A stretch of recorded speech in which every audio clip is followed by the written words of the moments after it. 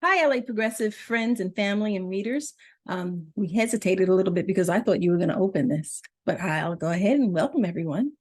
Dick and I are going to be talking to you today about an article that we published in the LA Progressive. The article is entitled So-Called Progressives with Keys to Two-Party System, Two-Party Prison.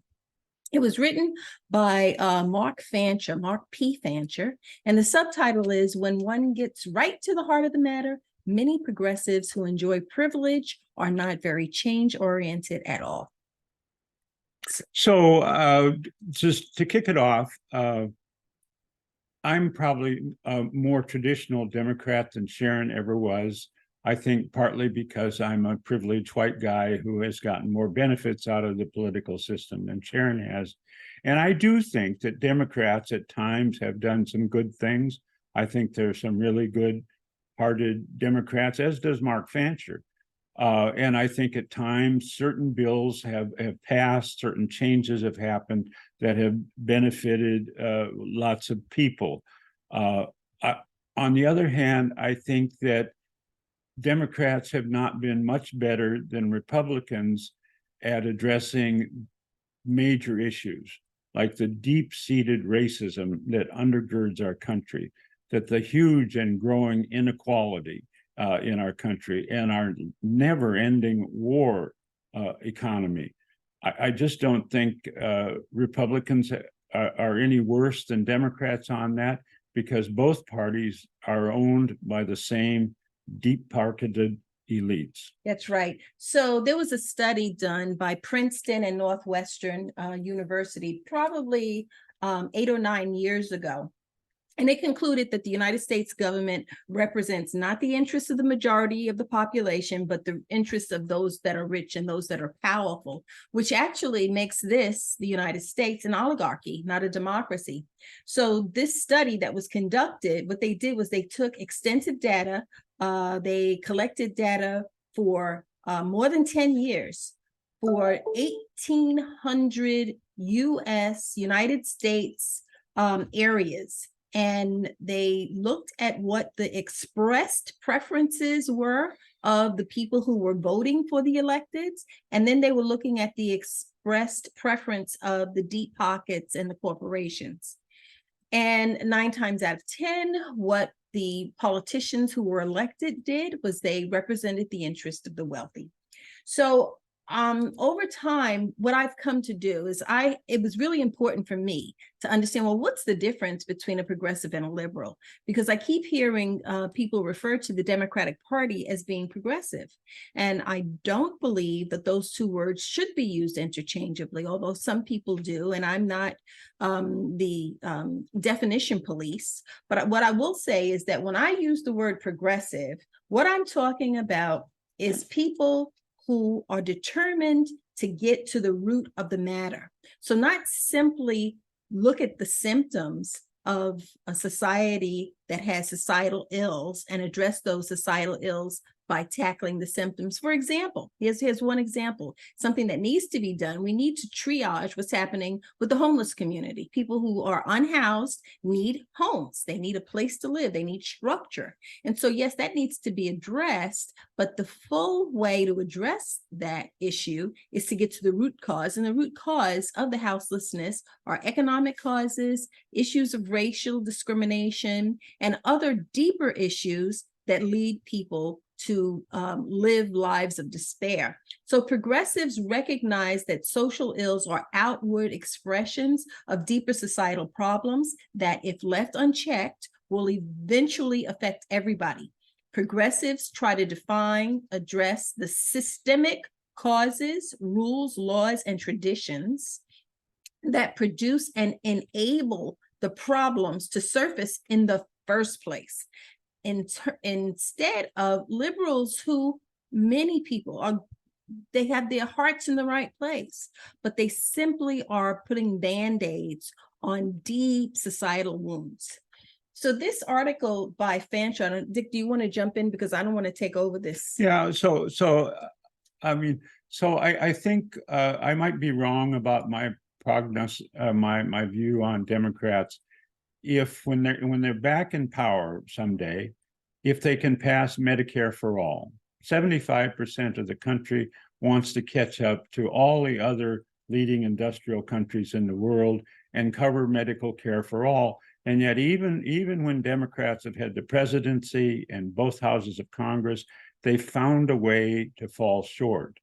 So, I mean, Sharon put it to us. So how do we think we can change this? It's easy enough, even as Mark does, to point out all the things that are wrong, just as I've done. The fact that we fall short on Medicare for all is a failure of the current political system. There have been at times major disruptions when you think maybe something would change. The murder of Trayvon Martin that led to the formation of Black Lives Matter. Millions of people were riveted by that. Millions, great ideas came forward of changes we could make. Occupy Wall Street, when the economy collapsed and put thousands, hundreds of thousands of people out of their homes, lasted a long time, and there was a great hue and cry and ideas for something to do about it. And yet, as you look back on George Floyd protests, there was a lot of talk, but is there any change? So let me just finish one thing. So back when I was a kid, and you were a little kid, there was the anti-war protests and the end of the civil rights movement. That lasted for years, and millions of people were engaged, and there was all kinds of hope and talk and plans about changes. And yet, as I look back, I don't know that anything really changed. Sure, the war protesters want to claim credit for the end of the Vietnam War. I think it was as much fatigue on behalf of the military and the political leaders, because they'd known for years the war was unlivable. So what I like about Mark Vanch's article is he talks about how it's rare that the sincerity of progressives are challenged. People sincerely want things to be better, but we tend to vote not for someone, but against someone else. So we have Trump, we've got this looming potential reality of Trump becoming the president again. And in his article, I'm going to quote him, he says, they believe a second Trump presidency will usher in a fascist police state where the instruments of government will be weaponized in a vindictive political pogrom against progressive forces. I do not doubt that would be true if Trump were to be elected again. Right. I think that there is a definite threat of that. But at the same time, I think it's extremely important that we drive home the point that being politically engaged means much more than voting. You must vote, but you also have to get engaged in a lot of different ways. There's volunteerism, there's writing to Congress, there's writing to the newspaper, there's joining all of these different, like Green Party or other, and learning more. Because if we just show up to vote and then walk away like, oh, everything is okay, we are just as culpable as the electeds who continue to work for the deep-pocketed. So, I mentioned 3 or 4 different conflagrations that didn't really lead to major fundamental change. But there is one movement over the past 50 years that has been marvelously successful. And it started with the Justice Powell memo, when the right wing, not the Republican Party, but right-wingers in foundations and individuals that captured the Republican Party, devised a plan, found the funding, got the patience, and have taken over all branches of our country, academia, the local city council, Congress, and made fantastic changes that we all hate. I think for there to be fundamental changes to address racism, gross economic inequality, and our endless wars, progressives have to come together, get a plan, get funding, and have the patience to work at it for decades. I will say that the right-wing movement came out of, in reaction to the civil rights movement, and the anti-war movement. They were the wealthy class was afraid they were going to lose some of their privilege and some of their money, so they cobbled together a great plan and lined people up. And so we need some kind of disaster to pull us progressives together and pull a lot of people who aren't politically involved, and then possibly we could move forward. Okay, so we're going to wrap this up because we don't want this to be too long. We're going to provide some links at the bottom of this video of ways that people can become active.